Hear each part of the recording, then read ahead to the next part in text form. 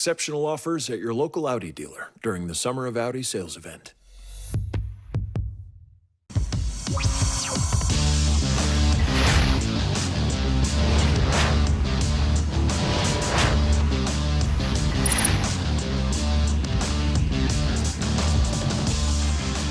This is the Charlotte Knights pregame show. Welcome in, everyone. Kendall Smith joining you here with Doug Maurer, and we are getting ready for another game tonight between the Charlotte Knights, the AAA affiliate of the Chicago White Sox, and the Nashville Sounds, AAA affiliate of the Milwaukee Brewers. First pitch is coming up at 7:04 here tonight. You can watch live on WCCB Charlotte. Doug, it is Grateful Dead night here at the ballpark. Are you a Deadhead? I am not a Deadhead, and no, this is not our Grateful Dead jersey. This is our Guacamayas de Charlotte jersey. We're wearing this Sunday, by the way. We will be wearing it on Sunday, so I wanted to make sure everyone got a good look when you come out on Sunday and see the team wearing it. I actually got the Jacob Gonzalez jersey on because he is back in the lineup tonight. That's right, Jacob Gonzalez back. But no, not a Deadhead. I am a fan of the T-shirts that we just gave away, though. Oh, my gosh. They look so good. We always have the best promotions here at Truist Field, and we'll have a full weekend of promotions. We'll get into that a little bit later in the show. But the Knights heading into tonight's game against the Sounds, and they've got to be feeling good after a big 9-2 win yesterday,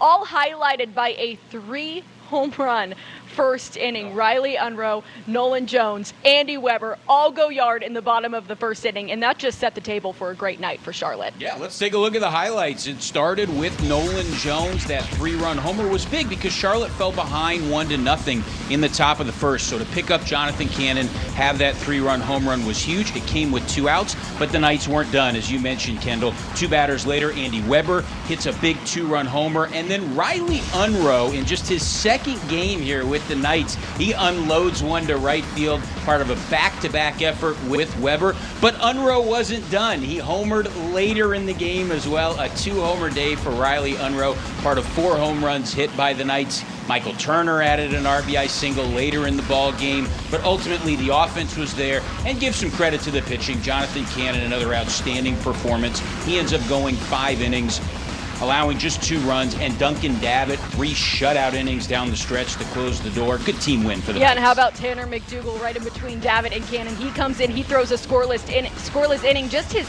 second inning of work back here at the AAA level since joining the injured list back in April. He was reactivated this week, so great to have him a part of that effort last night as well. Yeah, and what really impresses me is that was McDougal's second appearance of the series. Remember, he pitched an inning on Tuesday, so to see him back out there twice in a 3-day stretch, that's very encouraging for Tanner, getting back from that injury, the rehab appearance that he had in Winston-Salem, and trying to get back to a more regular rotation role out of that bullpen. Yeah, and you talked about Riley Unroe, the 2-home run performance for him yesterday in just his second game as a Charlotte Knight. We had a conversation post-game, and I asked him what's led to the quick success, because he was just signed this week by the Chicago White Sox as a free agent, and he said it's really the guys here. He told me that they've been the same every day that he's walked in the clubhouse. They've been so welcoming to him. He also mentioned Aaron Bray, and so many of our guys give credit to Knights hitting coach Aaron Bray. He told me that Aaron told him something yesterday that just clicked. It was about standing up a little bit taller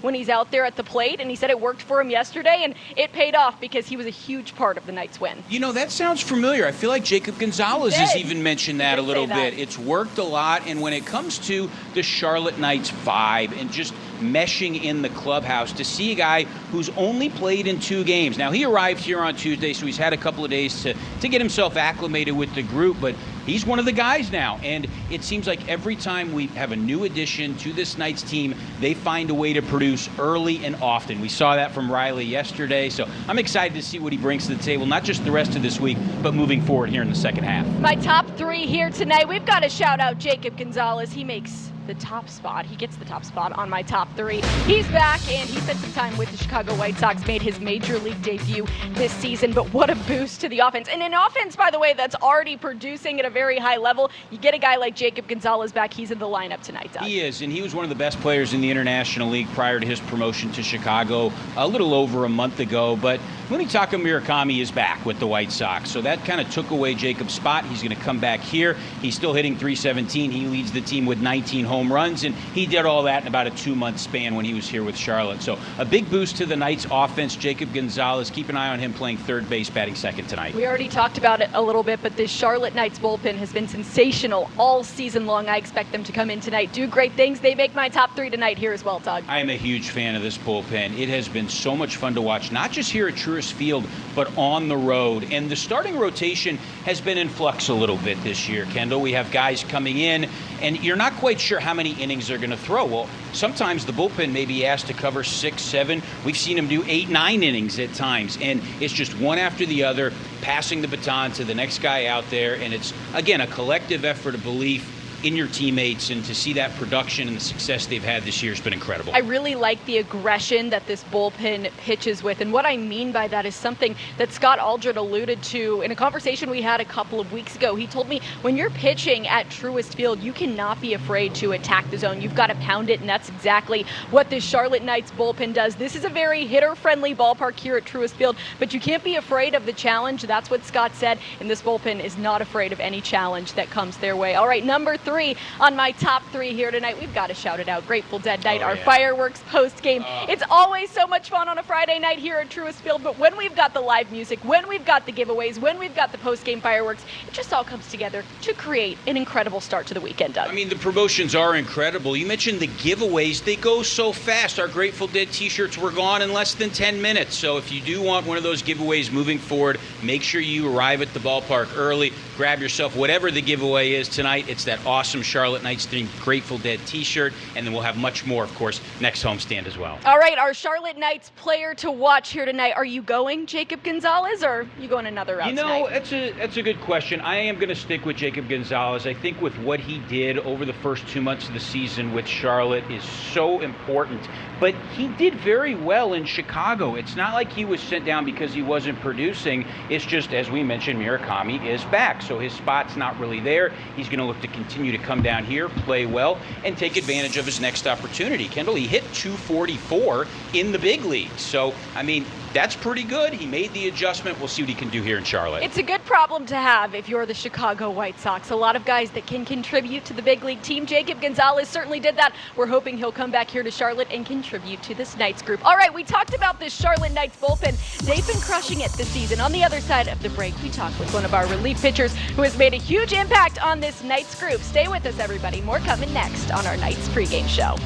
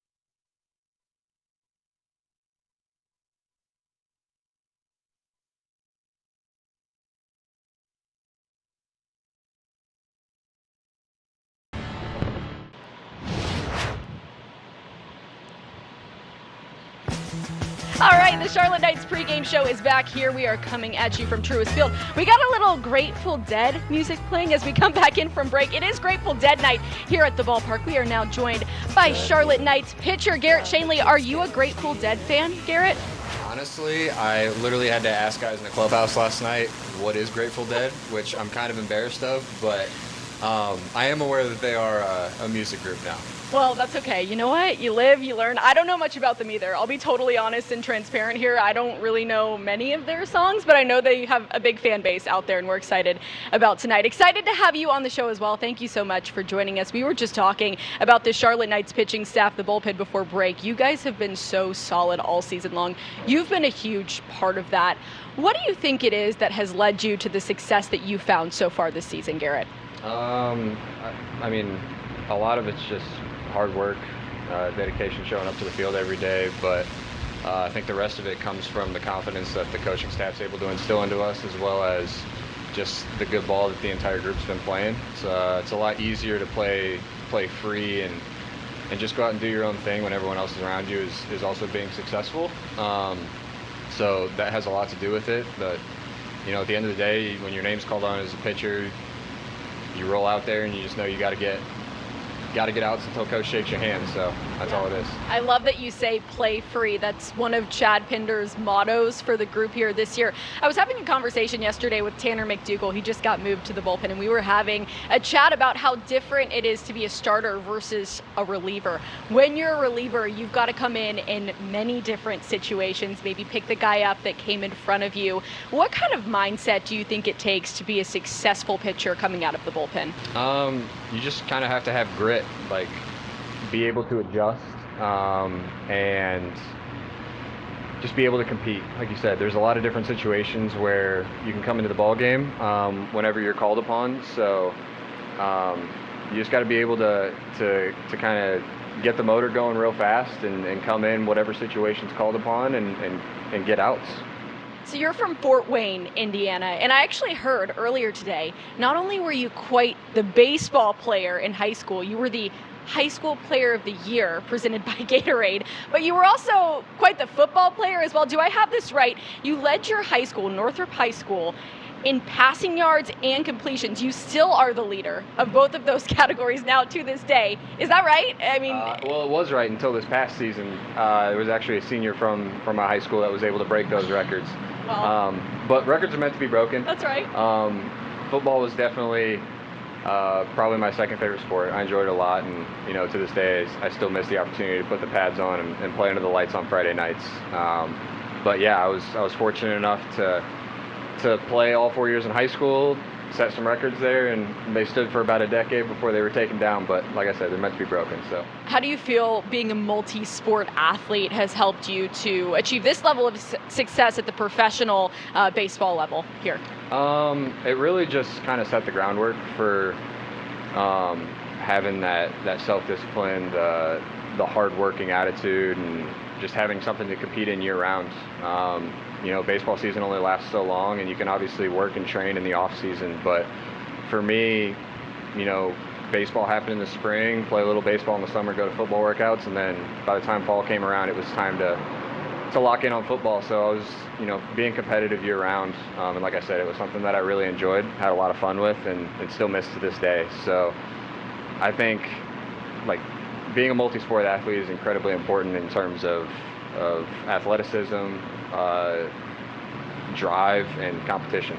Yeah, absolutely. So are you more of a college football guy or NFL guy now? I probably consider myself more of a college football guy. Okay. What ends up happening is I just follow my favorite college players to wherever they go in the NFL. Yeah, there you go. I agree with you 100%. You were actually drafted out of high school. You decided to pursue the college route. You played baseball at Cincinnati.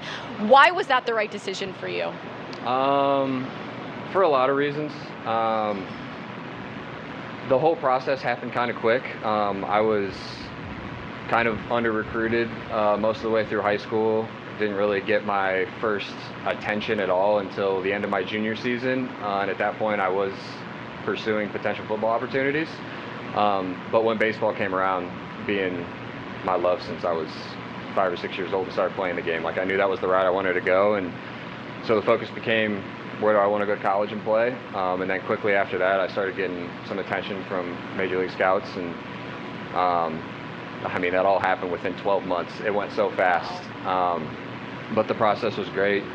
And then when I was selected, the decision became, do I go and start my professional career, or do I go to school and try to start my education, which I ended up doing ultimately. And I mean, there's no regrets with it. I feel like I made the right decision for myself. Go and get my education. I ended up spending 4 years getting my degree, and still found myself in professional baseball with an opportunity at the AAA level right now. So.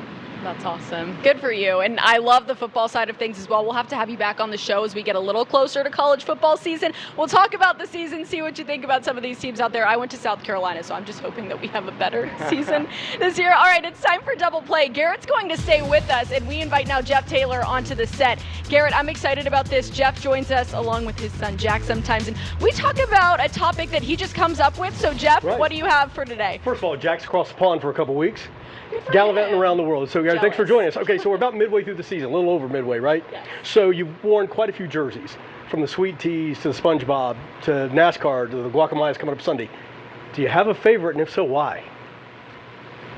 You know, if you asked me a couple weeks ago, I probably would have said the SpongeBob uniforms. Right. Those were great. I was a big SpongeBob fan growing up. Being today, after last night, I'm not going to lie to you, I think the NASCAR jersey might be number one on the list. Is that You know what I'm going with. I mean, hey, it looks great. It was very Cars, like Lightning McQueen too had that vibe, but I loved it. I thought it was an awesome one to have, and I heard the crowd was crazy. Yeah, they were. They loved having the drivers here. The team won in the jerseys. My favorite, you have the shirt on right now, the Nick Strong shirt. That is in honor of Nick, who was LCH patient. He made some great jerseys that our team wore a couple weeks ago, but you can't go wrong. So can't go wrong with any of them. I do like the Sweet Teas, but NASCAR, yes. Garrett coming in on Double Play, joining us here. Garrett Shanley, Charlotte Knights pitcher. Thank you so much for joining us here on our Charlotte Knights pregame show. We have more coming on the other side of the break. The All-Star break is coming up. Doug and I are going to do a little check-in on what Major League teams have caught our eye this season. Stay with us. It's all coming up next on our Charlotte Knights pregame show.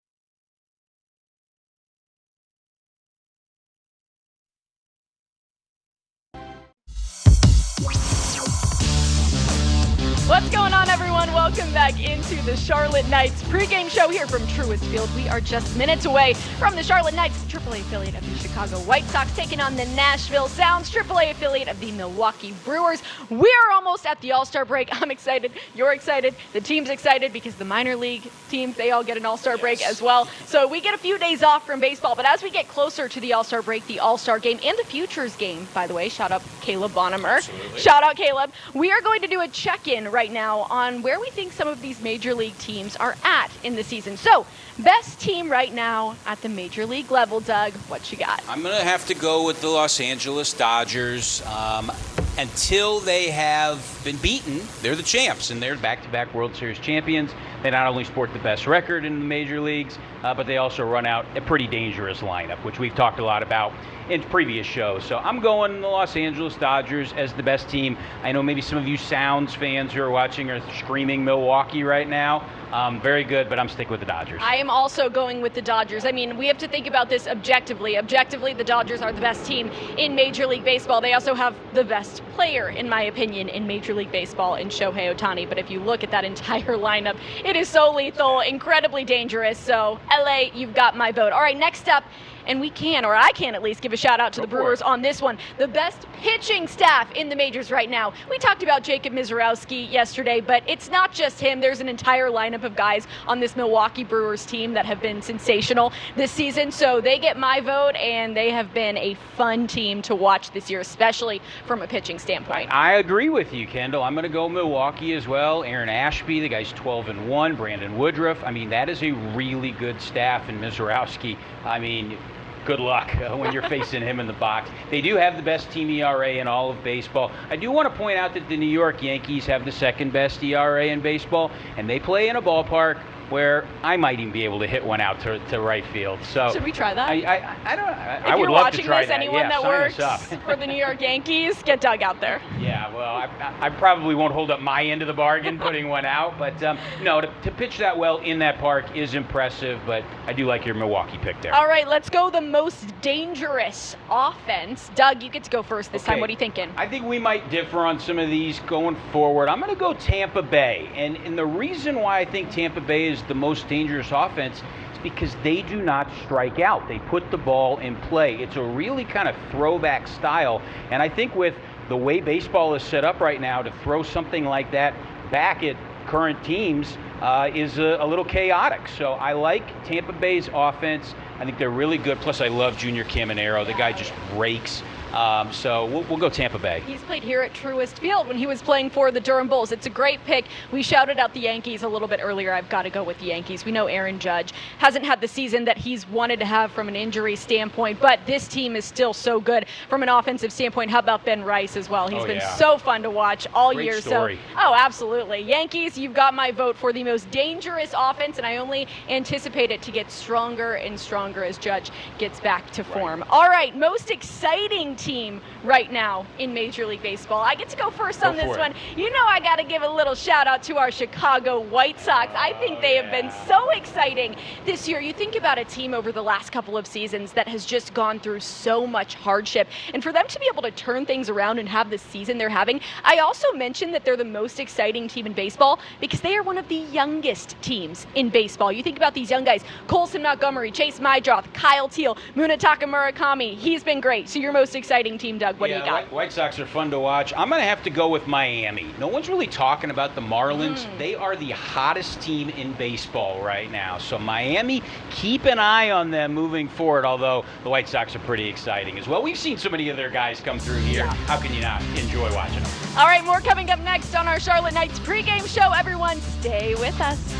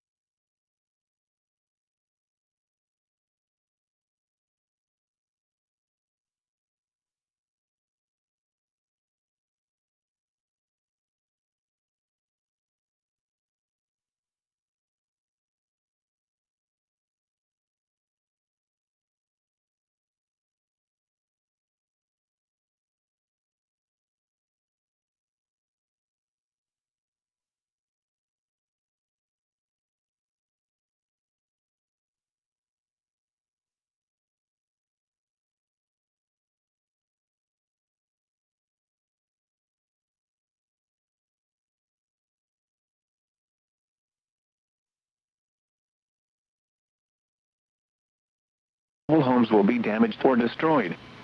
Damage to roofs, windows, and vehicles will occur. Tree damage is likely.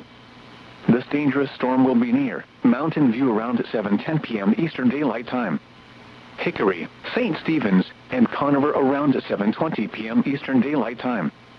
Other locations impacted by this dangerous thunderstorm include Cooksville, Probst, Pleasant Grove, and Startown. Take cover now.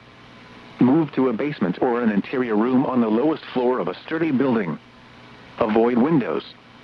If you are outdoors, in a mobile home, or in a vehicle, move to the closest substantial shelter and protect yourself from flying debris.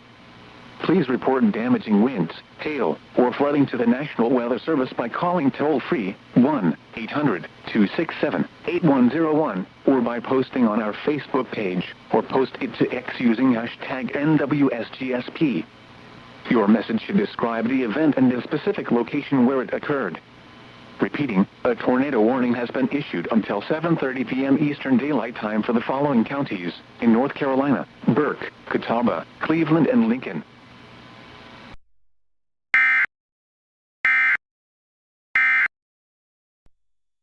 Play baseball. So I expect him to come out here tonight. He's not going to hang his head. He's not going to feel sorry for himself that he's back here in Charlotte. I think a multi-hit game from the guy that has been leading this Knights offense all season long. Strong take. I mean, when you look at Jacob Gonzalez and you hear him talk, he's the same guy every single time, no matter what the situation is. He could go 0 for 4 with 4 strikeouts. He could go 4 for 4 with a couple of home runs. He's going to be the same guy the next day at the field. So I expect to see a consistent version of Jacob Gonzalez. I like the multi-hit prediction. You hit on yesterday's show with Michael Turner's multi-hit, so I like Jacob Gonzalez, and wouldn't surprise me if one of those hits leaves the yard. He'll bat second. He'll play third base here tonight. And don't forget, if you can't come out to tonight's game, you can watch it right here on WCCB Charlotte. But you can also get your tickets for the rest of the weekend at charlotteknights.com. Give us a follow on social media, everybody, at Knights Baseball. That's where you can stay up on the latest about our team. And Doug, let's enjoy it. The season is going so fast. I can't believe we're already at mid-July. Time is running out to come to a Knights game, so don't miss it. And they're winning ball games. I mean, if you're here for the baseball, it's a really good team. So definitely get out here and make sure you catch the Knights. All right, thanks for joining us on our Knights pregame show. For Doug Maurer, I'm Kendall Smith. Enjoy the game, everyone.